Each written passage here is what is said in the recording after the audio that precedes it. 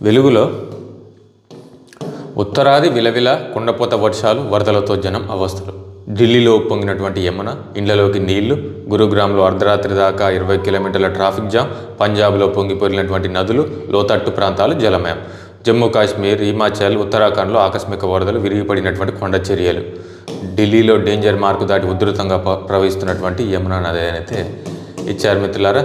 ఇంకో వార్త చూసుకున్నట్లయితే బీఆర్ఎస్ నుంచి కవిత సస్పెన్షన్. పార్టీ ప్రధాన కార్యదర్శులు సోమభరత్, రవీందర్రావు పేరిట ప్రకటన. పార్టీ వ్యతిరేక కార్యకలాపాలకు పాల్పడుతున్నారని వేటు. ఆమె వ్యాఖ్యలతో పార్టీకి తీరని నష్టం జరుగుతున్నందువల్లే కేసీఆర్ ఈ నిర్ణయం తీసుకున్నారని అయితే వెల్లడనైతే ఇచ్చారు మిత్రులారా. వాస్తవానికి ఈ రాజకీయాల్లో కుటుంబం, పేగుబంధం కన్నా ప్రజల గురించి లేకపోతే పార్టీకి సంబంధించినటువంటి క్షేమం గురించి ఎక్కువ ఆలోచిస్తారు. కాబట్టి మనం అక్కడ చూసుకున్నట్లయితే షర్మిల, ఇక్కడ చూసుకున్నట్లయితే కవిత, ఏది ఏమైనా సరే రాజకీయాల్లో ఈ కుటుంబాలు, బంధాలు అంతగా ఉండవని అయితే ఈ సస్పెన్షన్తోనైతే అర్థమవుతుంది మిత్రులారా. పార్టీ వేరు, కుటుంబం వేరు అని అయితే అర్థమవుతుంది. కాళేశ్వరంపై సిబిఐ ఎంక్వైరీకి అనుమతిస్తూ రాష్ట్ర సర్కారు జీవో. 2022లో గత సర్కారు నిషేధం ఇస్తూ ఇచ్చినటువంటి జీవోకు ప్రత్యేక సడలింపు. సిబిఐ చేతికి రిపోర్టులు, కాళేశ్వరం రిపోర్టులను ఇవ్వాలని కేంద్ర దర్యాప్తు సంస్థ పంపినటువంటి రాష్ట్ర ప్రభుత్వం అనేది ఇచ్చారు మిత్రులారా. మాట ఇస్తున్న తుమ్మిడిహెట్టి వద్ద ప్రాజెక్టు కడతాం, ఎస్ఎల్బీసీ పూర్తి చేస్తాం, రాహుల్ని ప్రధాని చేయడం మన బాధ్యత. అధికారం ఉన్నప్పుడు చాలామంది వస్తారు, పోగానే మాయమవుతారు. ఈ తరానికి ఒకే వైఎస్ఆర్, ఒకే కేవీపీ. వైఎస్ఆర్ మెమోరియల్ అవార్డుల కార్యక్రమంలో కామెంట్స్. రాజ్యాంగమే నా ఎజెండా. చంద్రబాబు నన్ను వ్యతిరేకించరు, అవకాశం ఇస్తే కేసీఆర్ను కలిసి మద్దతు కోరుతా. V6 వెలుగు ఇంటర్వ్యూలో ఇండియా కూటమి ఉపరాష్ట్రపతి అభ్యర్థి జస్టిస్ సుదర్శన్ రెడ్డి.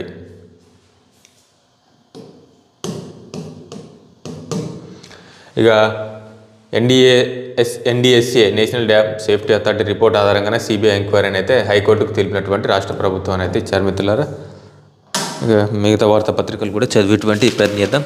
ఇక ముఖ్యంగా స్థానిక ఎన్నికల గురించి అయితే హైకోర్టును మరింత గడువు కోరినటువంటి రాష్ట్ర ప్రభుత్వం. ఈ నెల 30లోగా నిర్వహించాలన్న ఆదేశాలను పునఃపరిశీలించండి. రిజర్వేషన్ల అమలుకు చట్ట సవరణ బిల్లులు రాజ్భవన్, రాష్ట్రపతి వద్ద పెండింగ్లో ఉన్నాయి. వాటిపై సానుకూల నిర్ణయాన్ని ఆశిస్తున్నాం. ఒకవేళ ప్రతికూలత వస్తే మరికొంత కాలం వాయిదాకు వెసులుబాటు కల్పించండి.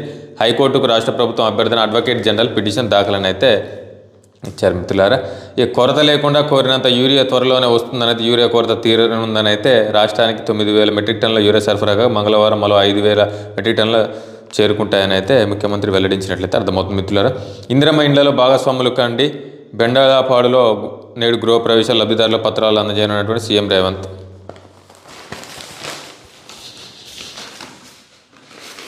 ఇక ఆంధ్రజ్యోతిలో చూసుకున్నట్లయితే పుట్టిల్లు పొమ్మంది, బీఆర్ఎస్ నుంచి కవితపై సస్పెన్షన్ వేటు.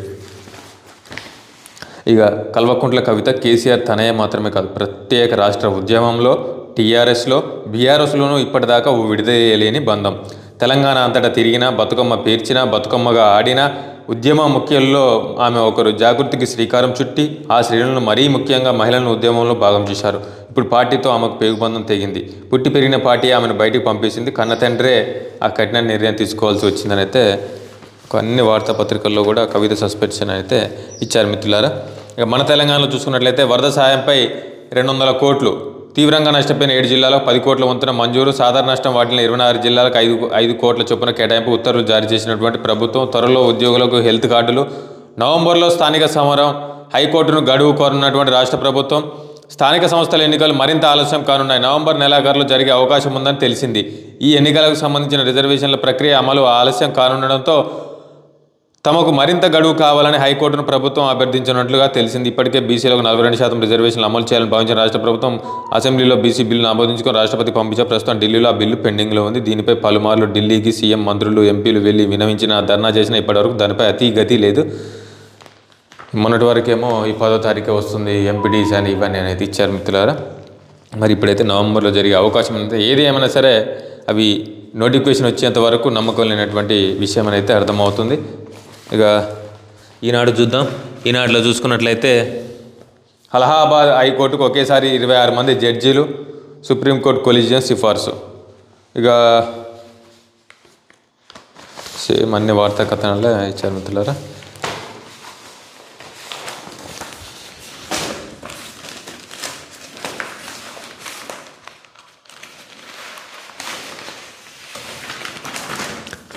సాక్షి చూద్దాం. సాక్షిలో చూసుకున్నట్లయితే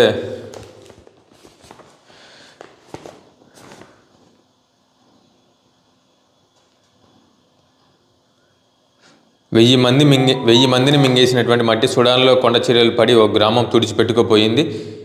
1000 మంది చనిపోగా ఒక్కడు ప్రాణాలతో బయటపడ్డాడని అయితే ఒక విషాదకరమైనటువంటి ఘటన అయితే ఇచ్చారు మిత్రులారా. దీని గురించి కూడా ఒకసారి పూర్తి చదువుదాం. 6లో ఇచ్చారు మొత్తం.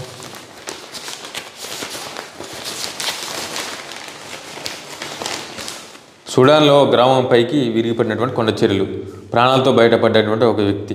అంతర్యుద్ధంతో తల్లడిల్లుతున్నటువంటి ఆఫ్రికా దేశం సుడాన్లో ఘోర ప్రకృతి విపత్తు చోటు చేసుకుంది. డార్పూర్ రీజియన్లో మర్హా పర్వతాల్లో ఆదివారం ఒక్కసారిగా కొండ చర్యలు విరిగిపడటంతో తరసిన్ అనే గ్రామం మొత్తం తుడిచిపెట్టుకుపోయింది. విపత్తులో 1000 మంది పైగా సజీవ సమాధి అయినట్లు ఆ ప్రాంతంలో అధికారంలో ఉన్న సుడాన్ లిబరేషన్ మూవ్మెంట్ ఆర్మీ ప్రకటించింది. ఈ ఘోర ప్రమాదం నుంచి ఒకే వ్యక్తి ప్రాణాలతో బయటపడ్డట్లు వెల్లడించింది. తరసిన్ గ్రామం మర్హా పర్వతాల్లో 3000 మీటర్ల ఎత్తులో ఉంది. కొద్ది రోజులుగా భారీ వర్షాలు కురుస్తుండటంతో భారీ స్థాయిలో కొండ చర్యలు విరిగిపడ్డాయి.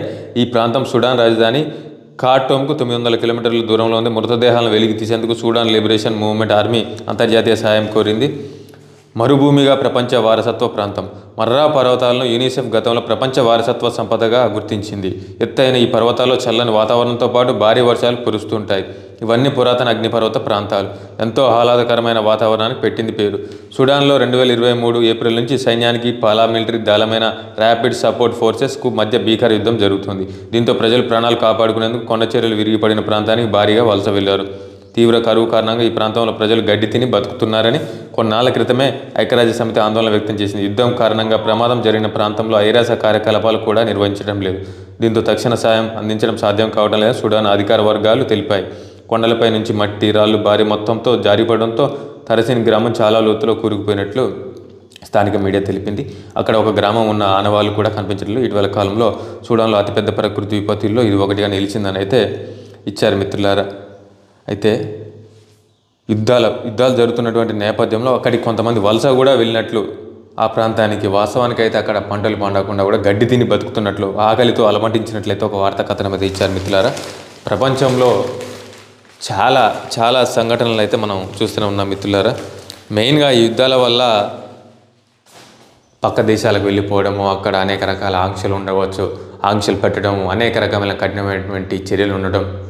అదేవిధంగా ఇది ఇప్పుడు ఎగ్జాంపుల్ చూసుకున్నట్లయితే ఈ ప్రాంతం ఏదైతే ఉందో అక్కడ చుట్టుపక్కల యుద్ధాలు జరుగుతున్నటువంటి ప్రాంతం, సురక్షితంగా పర్వతం, అక్కడ కొండ చర్యలు విరిగిపడినా కూడా అక్కడికి వెళ్ళి వలసతో బతుకుతున్నట్టు, అక్కడ ఆకలితో అలమటించినా కూడా గడ్డి ఏదో తిని బతుకుతున్నట్లయితే